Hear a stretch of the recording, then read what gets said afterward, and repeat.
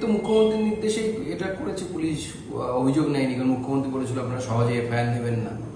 তো আজকে দেবী পক্ষের মধ্যে আমার ঘরের মেয়ে দুর্গার সাথে এভাবে রেপ হচ্ছে, এবং আমাদের কাছে যে এখনো পর্যন্ত যা খবর পাচ্ছি আমরা, যে ওখানে পরিস্থিতি অত্যন্ত অগ্নিগর্ভ হয়ে উঠেছে।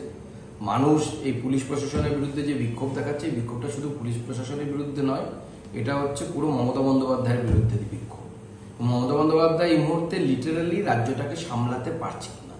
এই সরকারের যাওয়া উচিত, বাংলার মানুষের মঙ্গলের জন্য যাওয়া উচিত, নচেত বাংলার মানুষের ভবিষ্যৎ কিন্তু খুব অন্ধকারের দিকে যাচ্ছে।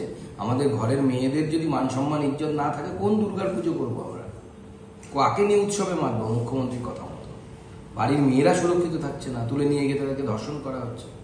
গোটা বাংলাটাই অসুরক্ষিত, কারণ মাননীয় মুখ্যমন্ত্রী হচ্ছে এই গুন্ডা, বদমাস, মাতাল এবং রেপিস্ট তাদের মুখ্যমন্ত্রী, সাধারণ মানুষের মুখ্যমন্ত্রী নয়।